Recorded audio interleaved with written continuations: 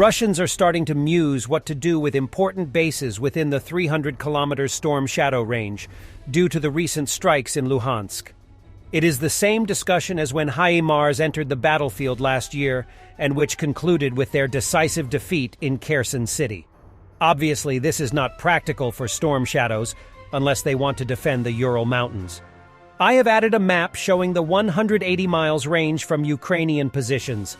Since Russians have no means in EW or air defense to effectively combat those missiles, their conclusion is to destroy the planes carrying the missiles. So I assume that Russia will now spend overtime hours trying to find the bases and the planes. And in the battle for Bakhmut, Ukraine destroyed the final Russian group trapped in a pocket south of Ivanivske. With no hope of relief, and reportedly cut off from communications with the Russian command, the encircled Russian force south of Ivanivske was totally destroyed.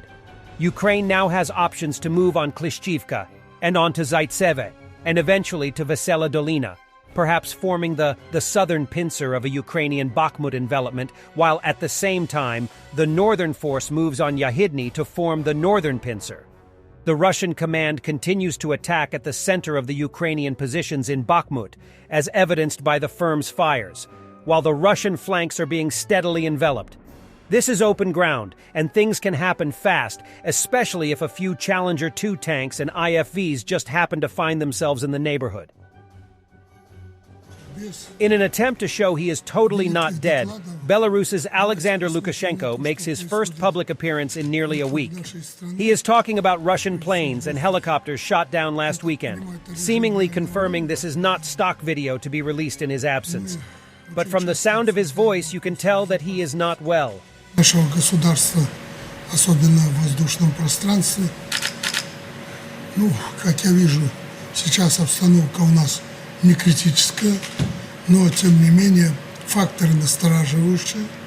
A wonderful story in 2 acts. Wounded Russian soldiers were waiting for evacuation. BMP-2 came after them, which was hit by an artillery strike. To evacuate the BMP-2, the MTLB was called, but then came Ukrainian FPV drone.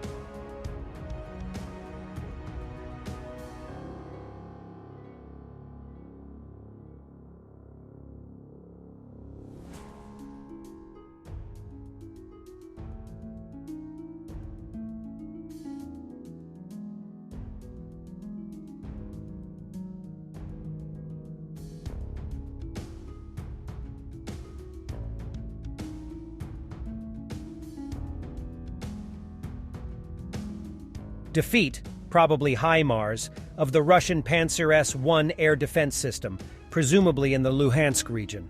There was no direct hit, but I received a portion of shrapnel in any case.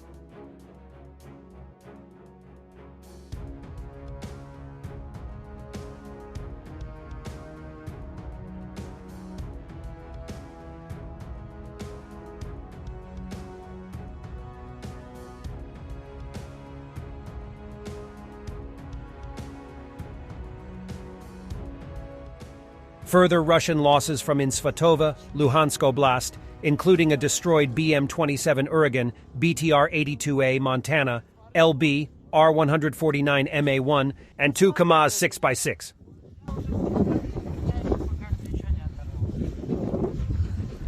Утешил. Он говорит, здесь ходил, ничего у него не оторвало.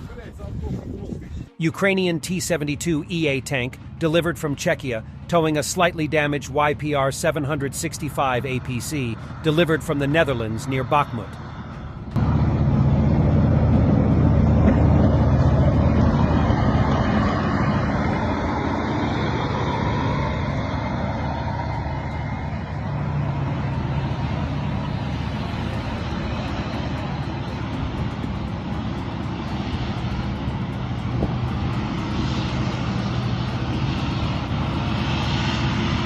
We would like to believe that Zelensky and the Ukrainian people were peacefully awarded the Charlemagne Prize. But video evidence shows that Russians in Germany are at least as loud against Ukrainians as their compatriots in Ukraine itself.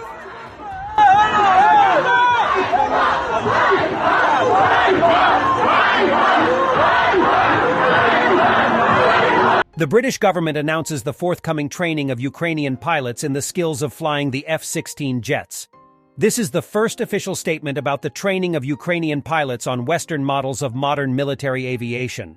More details have emerged of the kind of fighter pilot training being provided to Ukraine by the United Kingdom, which we now know is specifically geared toward helping those aviators convert onto the F-16. This should help fulfill Kiev's long-standing ambition of obtaining the fourth-generation Western-made fighter jets.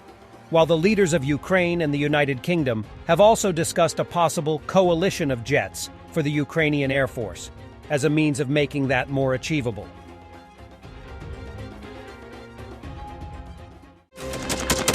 Thanks for watching, and don't forget to subscribe. Also, if you want to support Warthog Defense, please become our member and get early access to new videos, exclusive members-only videos, and become administrator in comment section. The membership link is in the description. Every day. We had a guy last week, it's 6 rescues in 6 days. You know, he's doing the job every day.